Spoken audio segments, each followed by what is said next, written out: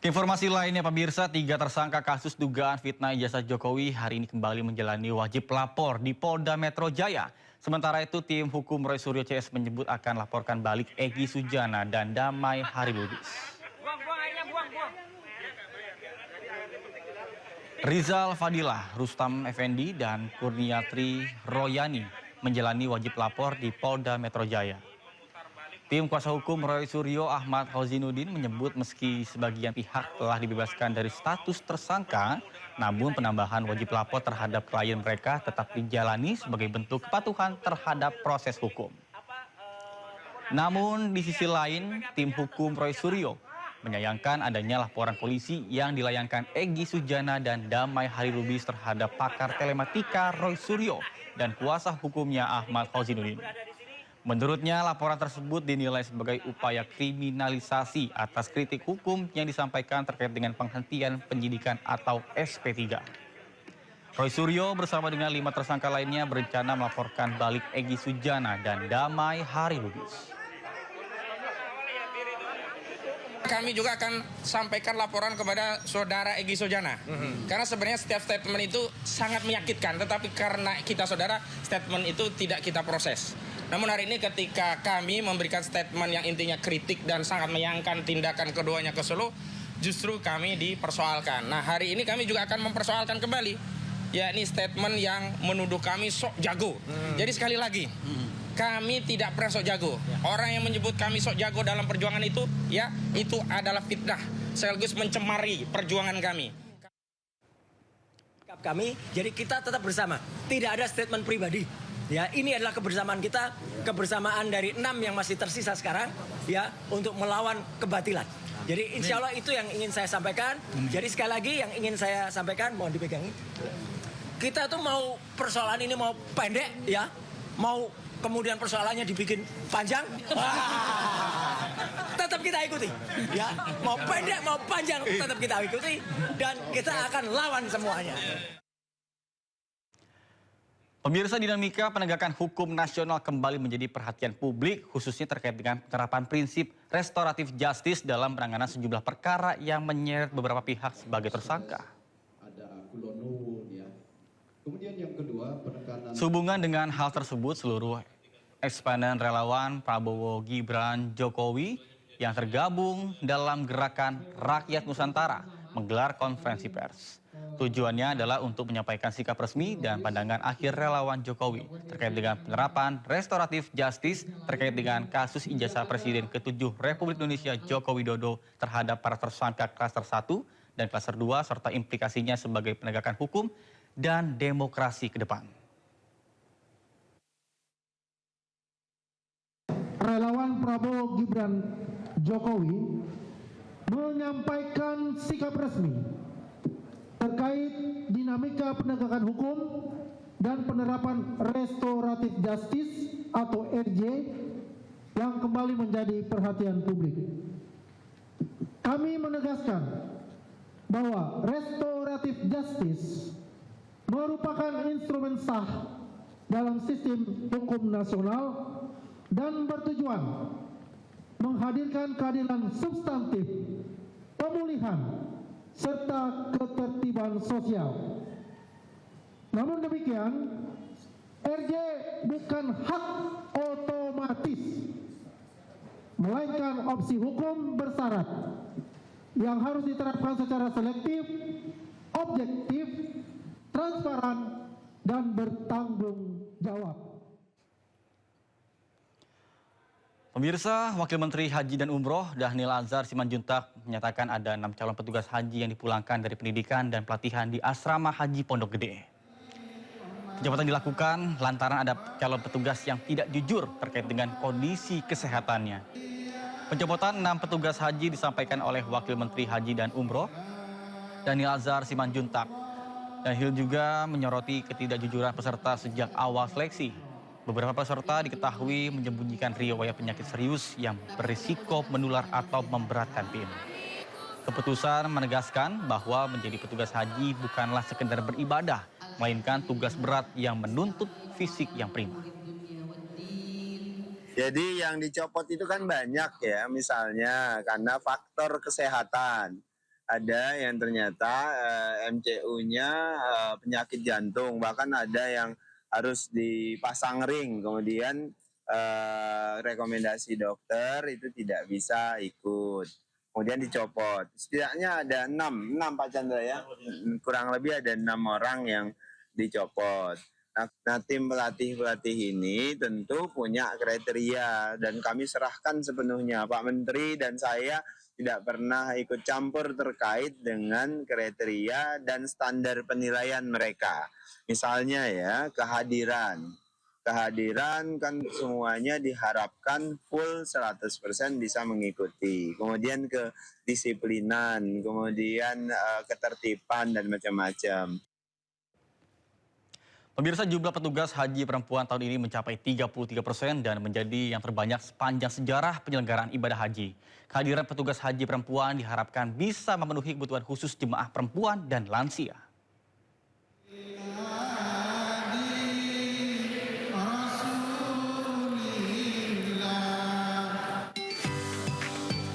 Menteri Pemberdayaan Perempuan dan Perlindungan Anak Arifatul Khoiri Fauzi berkunjung ke tempat pendidikan dan pelatihan calon petugas haji di Asrama Haji Pondok Gede, Jakarta.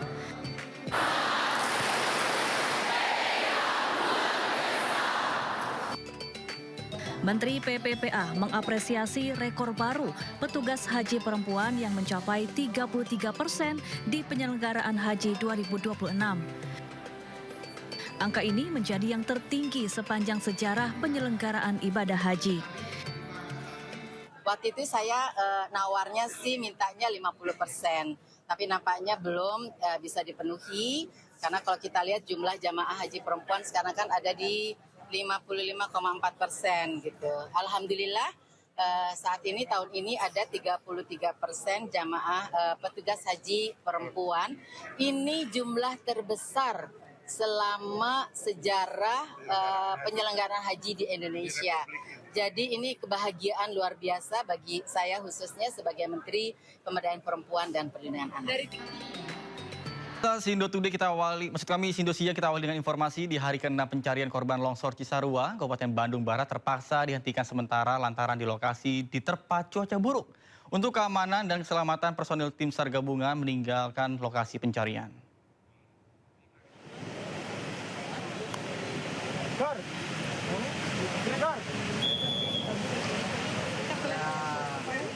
Hujan mengguyur lokasi pencarian korban longsor Desa Pasir Langu, Kecamatan Cisarua, Kabupaten Bandung Barat. Cuaca buruk menyebabkan air mengalir dengan deras di sekitaran lokasi pencarian korban longsor dan membahayakan personil tim SAR gabungan serta dikhawatirkan terjadi longsor susulan. Akibatnya pencarian korban terpaksa dihentikan sementara pada pukul 15 waktu Indonesia Barat demi keselamatan dan keamanan para personil tim SAR gabungan. Bahkan hingga hari ke-6, 53 kantong jenazah sudah dievakuasi dan 40 korban sudah dinyatakan meninggal dunia dari hasil identifikasi tim DVI Polda Jawa Barat.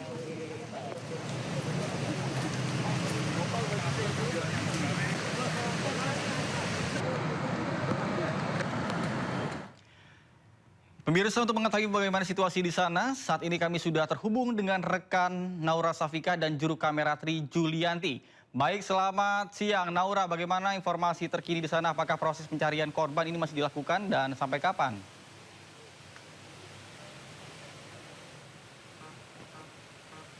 Ya, selamat siang Nata dan pemirsa. Pagi hari ini untuk proses evakuasi korban bencana longsor Kabupaten Bandung Barat ini sudah dimulai tadi sekiranya pada pukul 8 waktu Indonesia Barat. Dan mengingat di hari kemarin cuaca sempat buruk, namun di pagi hari ini cuaca sudah kembali membaik dan untuk pencarian korban sudah mulai dilakukan. Tepat di belakang kami saat ini adalah salah satu worksite yang biasa kami sebut ataupun juga dari Basarnas menyebut ini sebagai worksite A1, di mana untuk pencarian korban ini dibantu dengan beberapa alat berat yang berukuran kecil dan juga berukuran besar. Dan memang untuk worksite A1 ini menjadi salah satu fokus utama juga dari Basarnas untuk operasi SAR. Dan karena di hari kemarin ini sempat ada tambahan kantung jenazah, 2 kantung jenazah di worksite A1, sehingga untuk total menambah dari hari pertama hingga di hari ke-7 ini untuk total kantung jenazah sudah ada 55 yang berhasil dievakuasi dan 41 diantaranya sudah dinyatakan meninggal dunia oleh tim DVI Polda Jawa Barat. Barat. Sehingga kalau misalnya untuk keseluruhan untuk orang yang masih dalam proses pencarian ini total ada 20 kurang lebih yang masih proses pencarian hingga di hari ke-7 ini. Dan memang kalau misalnya kita lihat ini sudah memasuki di hari ke-7, masih banyak sekali harapan juga pastinya dari keluarga yang berharap untuk keluarga segera ditemukan, sehingga dari Basarnas ini memutuskan untuk menambah 14 personil tambahan untuk mempercepat penemuan jenazah yang masih sekiranya tertimbun di dalam tanah ini. Dan memang kalau misalnya untuk terkait dengan para pengungsi, para pengungsi ini sudah berada di posko pengungsian utama yang berada di Balai Desa Pasir Langu yang sekiranya berjumlah 500 kurang lebih 500 jiwa yang sudah menempati posko pengungsian. Dan untuk seperti bantuan logistik, kemudian juga makanan siap saji ini juga sudah disediakan. Bahkan dapur umum juga tersedia untuk memenuhi gizi baik dari para relawan dan juga pengungsi. Sementara itu Nata kembali ke studio. Baik, Naura, jika kita lihat di layar ini cuaca sedikit mendung, apakah ini berpotensi akan adanya kembali turun hujan atau bagaimana? Atau ada pengenangan khusus ketika nanti turun hujan?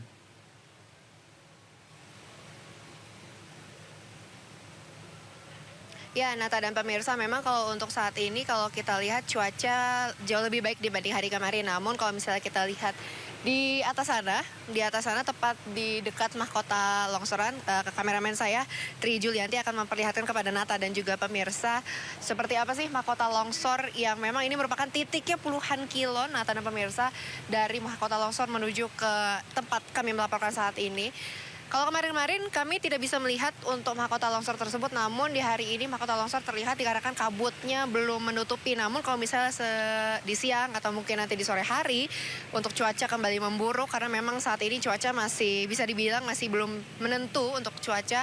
Nanti akan diberlakukan kembali seperti di hari kemarin, yaitu kemarin itu sempat menerapkan yang namanya metode selektif dan juga on off. Jadi kalau misalnya cuaca memburuk, nanti akan diberhentikan untuk proses evakuasi korban. Namun kalau misalnya cuaca masih membaik seperti saat ini, evakuasi korban akan terus dilakukan. Sementara itu, Nata.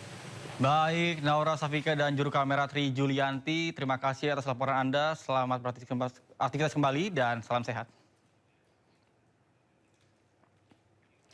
Pemirsa, banjir di Kabupaten Subang pada Jumat pagi ini semakin parah. Kemudian Sungai Cipungara dikhawatirkan akan meluap. Kolong flyover kini kembali dipenuhi oleh ratusan warga untuk pengungsi.